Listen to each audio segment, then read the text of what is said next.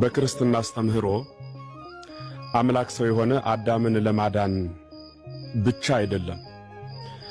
ለአዳም ህየንተ አዳም ወይም ስለ አዳም ፈንታ ቤዛ መሆን ነው።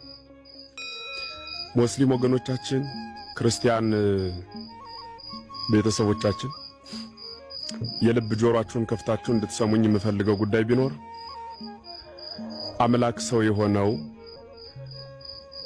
ለአዳም ቤዛ ለመሆን ነው። እግዚአብሔር አዳምን ፈጠረው፣ በገነት አኖረው፣ ሁሉን ፈቀደለት፣ ዕፀ ሕይወትን እንዲጠብቃት ዕፀ በለስን ደግሞ እንዳይበላት ሥርዓት ነገረው። ዕፀ ሕይወትን ይጠብቃት ዘንድ የነገረው 1000 ዓመት ሲሞላው በልቶ ታድሶ መንግሥተ ሰማያት እንዲገባ ነው። ዕፀ በለስን ደግሞ አትብላለው ትእዛዝ ሰጠው። ከዚያ በላ። አትብላ ሲለው አንድ ነገር ነግሮት ነበረ። ይሄን እንጨት አትብላ፣ ብትበላ የሞት ሞት ትሞታለህ ብሎታል። የሞት ሞት ትሞታለህ የተባለው አዳም ዕጿን በላ። በጣም ጥሩ። እግዚአብሔር አሁን አዳምን የሞት ሞት እንዳያጠፋው መሐሪ ነው፣ ምሕረቱ ሊቀር ነው። እንዳይምረው ደግሞ ፈራጅነቱ ሊቀር ነው ቃል ተናግሯል። ልብ ብላችሁ አዳምጡ። ይሄን ምስጢር ከያዛችሁልኝ በቂ ነው። እንዳይምረው ፈራጅ ነው ብያችኋለሁ። እንዳይፈርድበት ደግሞ መሐሪ ነው። እግዚአብሔር ምሮ ፈራጅነቱን ማስቀረት፣ ፈርዶ መሐሪነቱን ማጥፋት አልፈለገም። ስለሆነም ራሱን ሰው አደረገና እንደ መሐሪነቱ አዳምን ማረው፣ እንደ ፈራጅነቱ የአዳምን ባህሪ አድርጎ በራሱ ላይ ፈረደ። የኛስ ተምሮ ይሄ ነው። ለምን ሚካኤልን ገብርኤልን ከቅዱሳኑ አንዱ ወይ ሙሴን ባሕረ ኤርትራን እንዳሻገረ አዳምና ልጆቹን ባሕረ ሲኦልን ከፍለህ ገነት አስገባ ብሎ እንዳያዘው ሙሴም የተወለደው ከአዳም ነው። መልአክ ሰው ሆኖ እንዳያድን መልአክ ሰው መምሰል እንጂ ሰው መሆን አይችልም፣ ተፈጥሮ መልአክ ስለሆነ። አምላክ ግን ሁሉን መሆን ስለሚችል ሰው መሆንም ቻለ።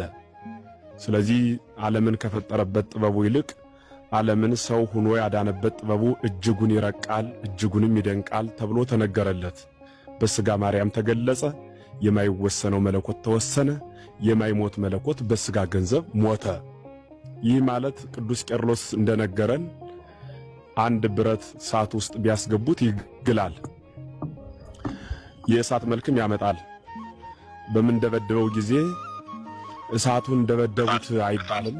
እሳቱም የለም ግን ተብሎ አይነገርም። እሳቱ በብረቱ ውስጥ በተዋህዶ ይገለጻል። እንደዚሁ ሁሉ መለኮት በሥጋ ተዋህዶ በተዋህዶ ተሥጋ ተገለጸ ማለት ነው። ሁሉን የሚችል አምላክ ሰው መሆንንም ቻለ። ሰው ሆኖ የአዳምን በደሉን አስወግዶ ለሰው ልጆች ሁሉ ነጻነትን ሰጠ ብለን እንናገራለን። ስለዚህ ለምን እዚያው ቁጭ እንዳለ አያድንም ለምትሉ ሰዎች ትሞታለህ ብሎ እግዚአብሔር ስለፈረደ ያን ፍርድ በራሱ ላይ መጥቶ ተሸከመ። በራሱ ላይ መጥቶ ለመሸከም ደግሞ ባሕርየ ሰብን ወይም የሰውን ባሕሪ ገንዘብ ማድረግ አለበት። ካላደረገ መዳሰስ መጨበጥ አይችልም። መለኮት ስለሆነ መንፈስ ስለሆነ ካልቻለ ደግሞ አይሰቀልም። ካልተሰቀለ አዳምን አያድንም። አዳምንና ልጆቹን ለማዳን እርሱ በአዳም ባሕሪ ተገለጸ። ለምን እንዴት እያልን ግን አንጠይቀውም። የሚታመን እንጂ ምንከራከርበት የፍርድ ቤት ጉዳይ አይደለም። እምነት ለምን እንዴት ብሎ ጥያቄ ማንሳት አይቻልም። ለዚህ ጥያቄ ስታነሱ ለኖራችሁ ወገኖች መልሳችን ይሄ ነው። በአንጻሩ ግን ደግሞ አሁን እንደተነሳው ለኛ ቤተ እምነት ጥያቄ አድርጋችሁ ለዘመናት ስታመጡት የነበረውን ጥያቄ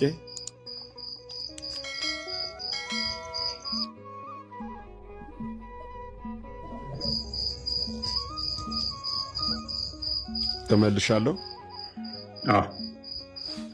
ግሩም ስታመጡት የነበረው ጥያቄ አሁን ደግሞ እናንተ ቤት ላይ ጥያቄ ሆኖ መጥቷል። በአካል የኛ አምላክ አካል አለው። አካሉ ግን ውሱና አካል አይደለም።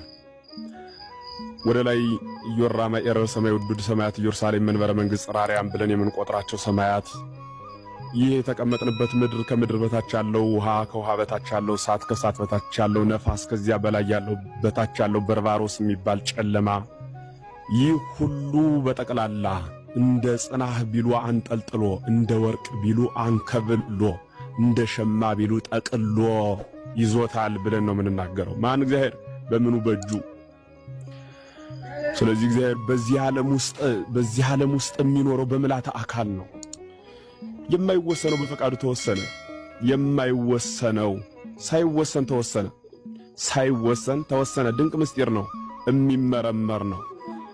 የቅድሙ የአባ ሕርያቆስም ሐሳብ ይህ ነው። ይህ ደግሞ በእምነት መነጽር የሚታይ ነው ማለት ነው። ስለሆነ በእናንተ ቤተ እምነት በኩል ደግሞ ከአርሽ በላይ አለ ማለት በአካሉ ከዚያ ከሆነ ወደዚህ ወርዶ የሚመጣው ውሱን አካል አልሆነም ወይ? የፈጠረው ፍጥረት ከፈጠረው አካል አልሰፋም ወይ ነው ጥያቄው። የፈጠረው ፍጥረት ከፈጠረው አካል አልሰፋም ወይ? ለዚህ ግብረ መልስ መስጠት ይጠይቃል። ያለ መበሳጨት ማስረጃ እየጠቀሱ መጻሕፍትን እያነበቡ የሚነበበው የምታምኑበት መጽሐፍ ነው። መወያየት፣ አማናዊ የሆነ ህሊና፣ ርቱ የሆነ ብያኔ መስጠት እሱ የሥነ-ሰብ መለኪያ ነው ብለን እናምናለን። መሰዳደብ ለፖለቲካውም አይበጅም እንኳን ለሃይማኖት።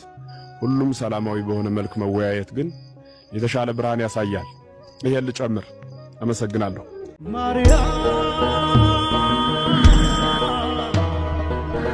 አታልቅሺ እናቴ